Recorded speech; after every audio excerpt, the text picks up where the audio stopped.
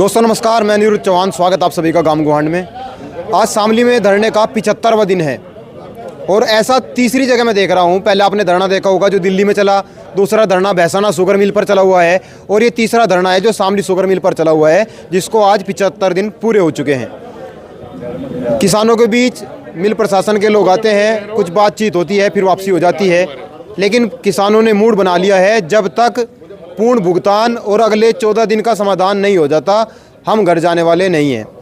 अभी हमारे साथ बातचीत करने के लिए शामली सदर विधायक प्रसन्न चौधरी जी हैं। तो विधायक जी, पहले आपका स्वागत है गांव गुहांड में। आपका बहुत बहुत धन्यवाद। अच्छा, जो अभी तक आपने देखा, काफ़ी लंबे समय से आप यहाँ हैं, क्या कारण है कि 75 दिन होने के बावजूद भी गन्ने की पेमेंट नहीं हो रही?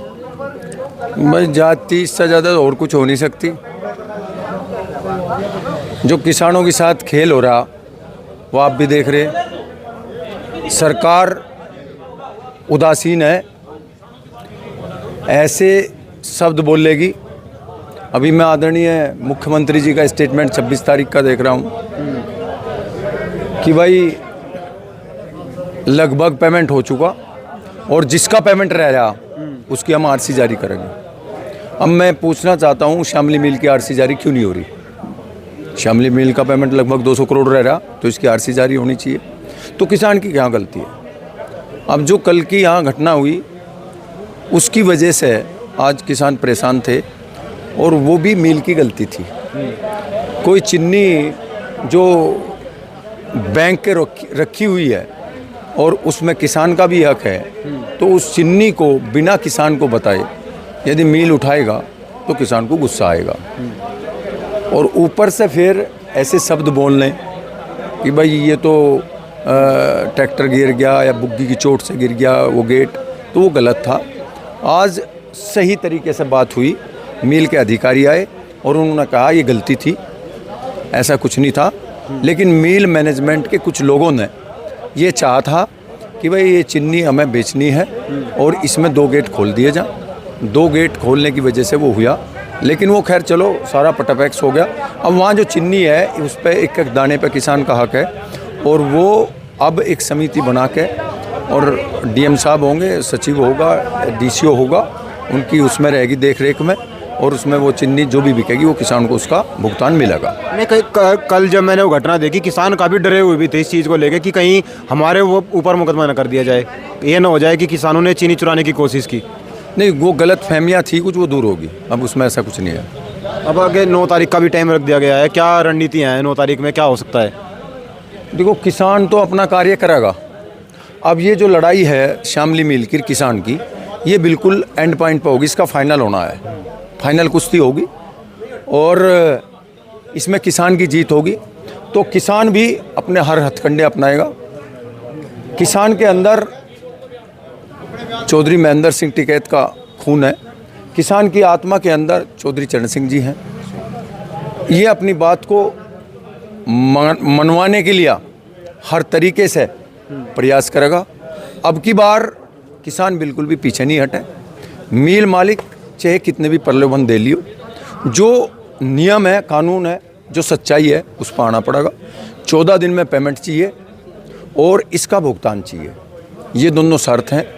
इस शर्त को होने के बाद अब मिल चल सकता है, नहीं तो मिल बंद है। किसान अड़ा हुआ है और हमारी भी यही मांग है भाई, नुकसान में अब किसान भी जा सकता है क्योंकि उसकी फसल आ रही है, हम भी समझते हैं, लेकिन जितना नुकसान किसान का होगा उससे ज़्यादा नुकसान मिल का भी होगा। तो अब बैठ के फाइनल स्टेज है, फैसला करना पड़ेगा। मिल को पेमेंट। जैसे आप गाँव में जा रहे हैं, क्या संदेश दे रहे हैं किसान, क्या कहना चाह रहे हैं किसान आपसे?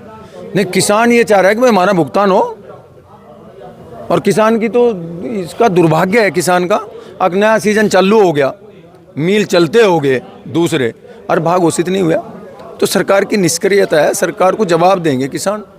इससे ज़्यादा और दुखी किसान हो नहीं सकता। पहले कभी नहीं हुआ इतना दुखी जितना दुखी अब है। जितनी निर्दयता किसान के साथ अब कर दी गई, जितनी उदासीनता सरकार अब दिखा रही है किसान के प्रति, ऐसी कभी कोई सरकार हुई नहीं। इतना नहीं हुआ कभी, ऐसा कभी नहीं हुआ। ये अब की बार हो रहा है, तो ये जग जाहिर है कि ये सरकार किसानों के फेवर की नहीं है, ये पूंजीपतियों की सरकार है। लेकिन किसान भी देख रहा, अपना हक मांग रहा, भीख नहीं मांग रहा, और जवाब देगा 2024 में। लोग तो ये कहने लगे हैं कि जो विधायक जो हैं जो शामली में तीनों सीट हार रहे, ये तो अपनी वोट बटोरने के चक्कर में आए हैं किसानों के बीच। मैं कभी भी यहाँ विधायक बन के नहीं आया, मैं किसान का बेटा हूँ, मेरे अंदर किसान का खून है। और जब यहाँ किसान बैठा रहता है मुझे बहुत दर्द होता है कि यहाँ किसान धरने पे बैठा है, अपने हक मांगने के लिए उसको धरने देने पड़ रहे हैं। उस तड़प के कारण मैं आता हूँ जहाँ मेरा विधायक का, जहाँ मेरे को किसानों ने बढ़ाया है, जिस लायक बनाया है, उस प्लेटफार्म पर मैं उस कार्य को कर रहा हूँ। विधानसभा में मैंने ये मुद्दा उठाया, आदरणीय मुख्यमंत्री जी से फिर मिले। अभी भी मैंने 5-7 दिन पहले, 6-7 दिन हो गए, एक चिट्ठी आदरणीय मुख्यमंत्री जी को लिखी। जो मेरा विधायक का काम है मैं वहाँ कर रहा हूँ। यहाँ मैं किसान बनकर आता हूँ और इनके साथ जुड़ कर बैठता हूँ, धरने पर बैठता हूँ, नीचे बैठता हूँ। ऐसा कुछ नहीं है कि भाई मैं अपनी वोट बटोर रहा हूँ, वोट की और उसकी राजनीति नहीं है। फिलहाल तो हमारा हक चाह, मुझे हमारा हक मिलना चाहिए, मैं भी किसान हूँ और कोई दूसरी बात इसमें है नहीं, ना राजनीति की है। यहाँ दूसरे लोग भी आ सकते हैं, आए भी हैं, बीजेपी वाले भी आए हैं और सपा वाले भी आए हैं, मैं भी आए हैं। वो अलग बात है कि मैं विधायक हूँ, किसान बन के मैं भी आ रहा हूँ, सब आ सकते हैं, कोई भी आ सके, कोई आओ और किसानों को अपना समर्थन दो। किसानों की आवाज़ को जो समझता होगा, किसान के अंदर, जिसके अंदर किसान के प्रति दया होगी, भाव होगा, और वो यहाँ ज़रूर धरने में आवेगा। जी बहुत बहुत धन्यवाद।